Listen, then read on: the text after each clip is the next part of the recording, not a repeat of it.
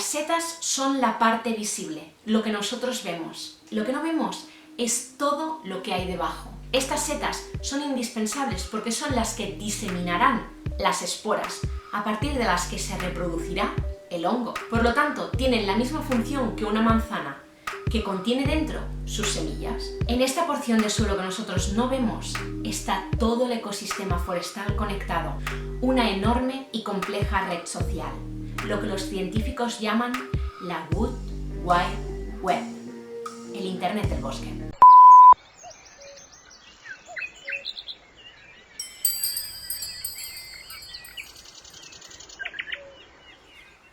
La respuesta rápida a la pregunta que os planteé en el anterior vídeo sería sí. La Wood Wide Web puede marcar la diferencia entre un incremento brutal y abismal del cambio climático.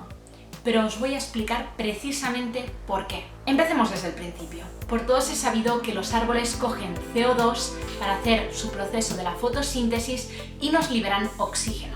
Lo que no sé hasta qué punto sabemos es que los árboles son enormes reservorios de CO2. Estos enormes reservorios de CO2 pueden variar en función de la especie del árbol. Hay árboles que son capaces de captar y almacenar mucho más CO2 que otros tipos de árboles. Y las micorrizas también son un gran reservorio de CO2. De hecho, un árbol que está micorrizado capta mucho más CO2 que un árbol que no lo está. Ahora bien, vamos a ver la diferencia más grande.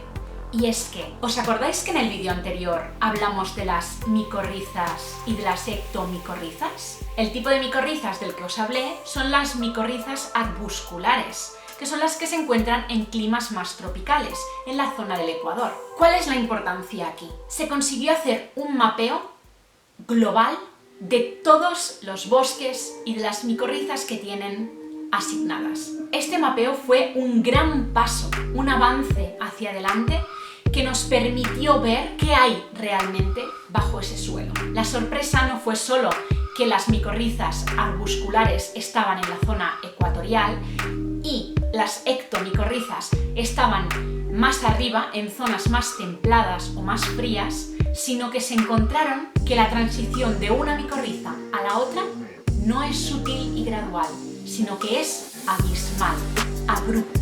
Eso significa que dependen muy frágilmente de la temperatura. ¿Y qué nos está planteando esto? ¿Alguien se huele por dónde voy? Hablamos del cambio climático, del miedo que nos tendría que dar que las micorrizas arbusculares avanzaran al territorio de las ectomicorrizas. ¿Por qué digo miedo? ¿No son capaces ambas de almacenar CO2? Sí, sí lo son, pero las ectomicorrizas captan muchísimo más CO2 que las micorrizas arbusculares. Por ende, todo el CO2 que está captando ahora mismo nuestro sistema forestal podría dejar de captarlo en algún momento. Eso significa que todo el CO2 que nosotros estamos liberando dejará de ser retenido. Eso, evidentemente, marcaría una enorme diferencia. Llegados a este punto, muchos os debéis estar preguntando algo que yo me pregunté en su momento, y es: siempre se nos ha dicho que el Amazonas es el pulmón del planeta. ¿Le estoy quitando importancia yo con las palabras que he dicho hace un momento? Pues la verdad es que no. Que yo os haya dicho hace un momento que las ectomicorrizas son capaces de acumular mucho más carbono en la tierra que las micorrizas arbusculares, eso no quita que las zonas tropicales sigan siendo el pulmón de la tierra.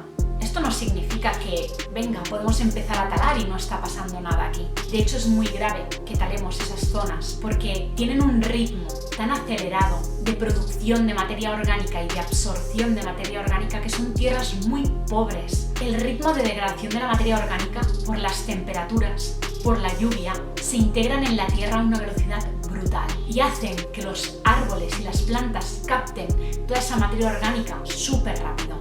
Lo que nos está pasando con esto es que tenemos un bosque muy fructífero, pero tenemos una tierra que no tiene capacidad de ser cultivada. El problema en todo esto es que las grandes explotaciones cortan esos árboles para plantar y al cabo de muy pocos años se quedan sin nutrientes en la tierra. Por lo tanto, estas zonas, si no vuelven a tener la misma aportación de nutrientes, el mismo ritmo de aportación de nutrientes que tenía antes, son unas tierras muy infértiles.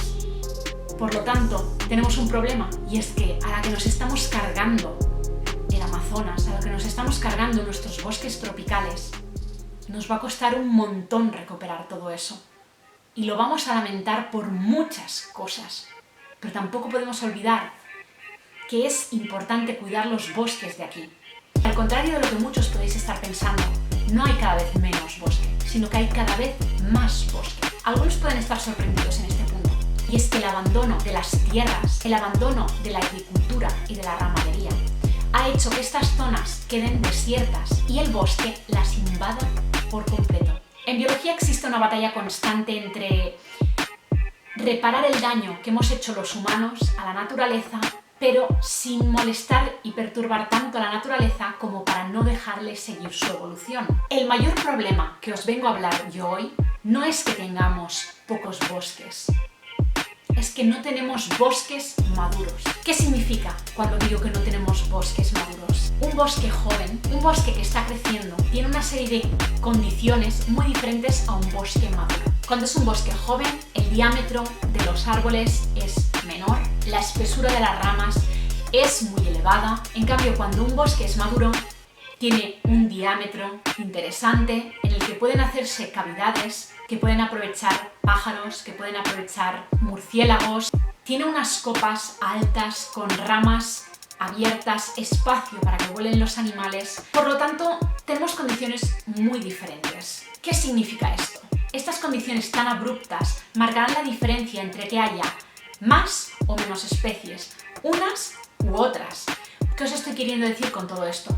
Pues que es muy importante que no solo tengamos la tranquilidad de que como tenemos más bosque, estamos haciendo algo bien, sino que tenemos que gestionar bien nuestros bosques. Y aquí es a donde quería llegar yo, a la gestión forestal, y que puede ser la clave, cercana a nuestro alcance. Una gestión forestal adecuada puede marcar la diferencia. Se han cometido muchos errores en gestión forestal y estaría muy bien que empezáramos a contar con auténticos profesionales en el sector, auténticos profesionales que pueden cambiar todo esto. No os voy a aburrir más con tecnicismos, no pretendía que este vídeo fuera muy largo, me he saltado el guión a la torera, he hablado de lo que yo quería hablar, pero me he ido por las ramas, nunca mejor dicho. No he seguido el guión porque sentía que debía decirlo de corazón y realmente no sé cómo va a quedar este vídeo, no sé si cuando lo esté editando voy a mirarlo y voy a decir ¿qué has hecho? No vale la pena. Yo espero que sí, porque quiero que esté para este jueves, quiero hacer algo que valga tanto la pena como el anterior, pero sentía que tenía que decirlo desde el corazón. Así que espero haberlo conseguido. Nos vemos en el próximo vídeo. Muchas gracias por haberme visto un día más. Si os ha gustado, darle al like, compartirlo, dejarme algún comentario. Y lo de siempre, si os he llegado realmente al corazón, seguidme en Instagram porque me encantará compartir algún día con vosotros mi sueño. Así que muchísimas gracias y hasta otra.